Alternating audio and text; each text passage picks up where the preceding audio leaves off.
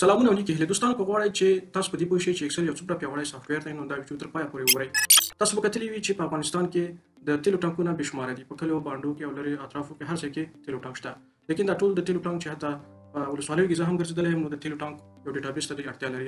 نو د دې ضرورت پوره کولو دپاره دوی کله کله سافټویرونه اخلي چې هغه ډېر قیمته وي یا ځینې هم اخیستلی نه شي. په دې خاطر چې دوی په دې نه پوهېږي چې دا هم په اکسل کې ترسره کېږي.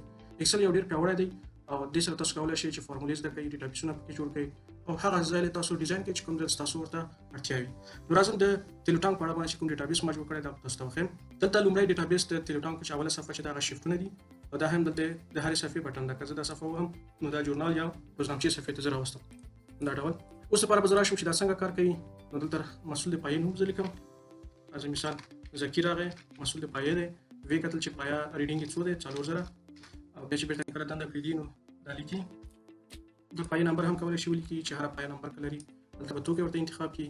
فار مثال ګاز نو دونه تعداد باندې خرڅ شوي دي، زه به دا ټول عادي کړم او دا یې هم نرخ دی، نرخ فروش. فار مثال دا دلته مفاد راغی او دا هم تاریخ لپاره به تاسو کنټرول ونیسئ او دا د سیمې کلن بټن وایسل درته ښودلې هم ده. ښه دا حصه وشوه. بیا راځو د ژورنال برخې ته، یعنې روزنامچه چې ده دا هغه خلک دي چې موږ سره کاروبار لري او تیل موږ وړي. کېدای شي چې پیسې بیا یو هفته یا یو میاشت وروسته ورکړي. نو دا ډول حسابونه ترسره کولو دپاره دلته هم دا د برخه شته ده. یوازې تاسو دلته به یو نوم ولیکئ. فرض مثال ولي معزه یو کس یې دې سره تاسو قرارداد کړی، دلته ورته توکي انتخاب کړئ. فرض مثال ډیزل دي 50 لیټره یې واچول او نرخ ورته ولیکئ 50 افغانۍ.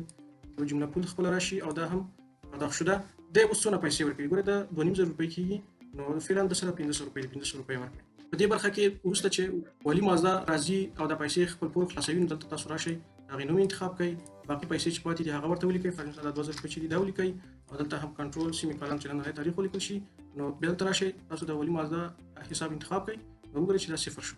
صحیح شو. که چېرته د پیسې نه وي ورکړې نو دلته به دا پیسې درپسې راځي.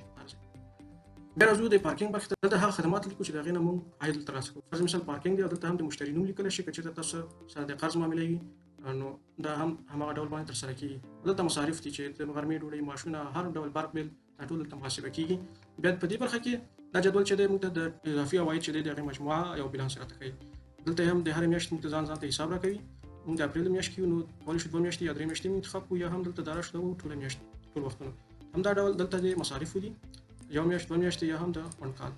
نو دا د ولي هوټل نه چې موږ مثلا ډوډۍ وړي وي او پیسې مو نه وي ورکړي نو دلته باقي دلته راځي چې دا یې مصرف ته غونډه او دومره ورته پرداخت کړي دومره پاتې او دا هم ټوټل دی. بیا راځو د بلې برخې ته، فیول پرچیز ته. دلته لومړی هغه تیل موږ لیکو چې موجود دي او یا دې په ذخایرو کې موجود دي. لومړی راځو دلته یو شرکت نه مثلا تیل اخلو شي، دا شرکت نوم ولیکو. دلته به راشم توکي به انتخاب کړم.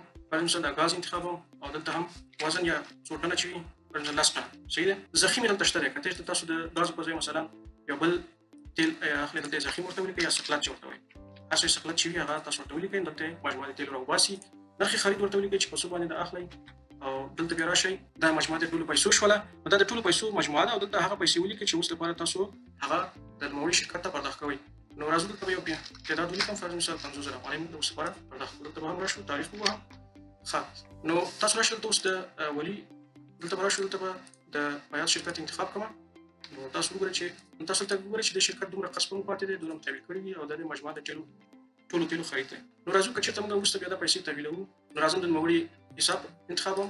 بیا به مقدار د پیسو ولیکم. فرض مثال موږ بیا یو 50000 افغانۍ ورته تحویلوو.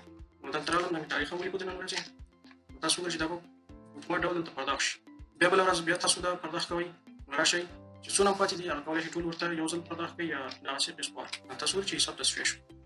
بیا راشو دلته بیلانس ته. دلته لومړی تاریخ شروع ولیکه چې کوم تاریخ نه ته غواړې حسابونه معلوم کړې. فرض مثال اول تاریخ د څلورمې میاشتې، نن تاریخ 22 دی. موږ ډیزل وګورو چې څونه په ذخایرو کې موجود دي، څونه خرڅ کړي، څونه مفاد راته کړی، اوس څونه موجود دي. همدا ډول د مشتریانو قرض او مشتریانو باندې چې زموږ پیسې پاتې دي ټول راته ښیي. نو دلته وګورئ چې تاسو ټول عادي زه انتخاب کړم. دونه مقدار خرید شوی دی، دونه فروخت شوی دی، دا مفاد دي او دا اوس پاتې دي. او دې برخه کې د ټولو تیل فروشانو په موږ باندې قرض دی. او په دې برخه کې ټول قرضونه چې زموږ په مشتریانو باندې چې ګرفت ورته ویلی شو یا دا یعنې دا زموږ په مشتریانو قرض دی او دا چې دی د تیل فروشانو پر موږ باندې بیا قرض دی. دا هم موږ ته یو جدول دی، یو خاکه موږ ته ښیي چې څونه څه شی ګراف څه کوم شي کې لوړ دی، ټیټ دی، ښکته دی. نو دا ټول یو جامع ډیټابیس دی چې تاسو کولی شئ د خپل تیلو ټانک لپاره وکاروئ او تاسو کولی شئ چې کوم نمبر چې ما تاسو ته ښودلی دی هغې ته وټساپ میسیج وکړئ. مننه، ښې چارې.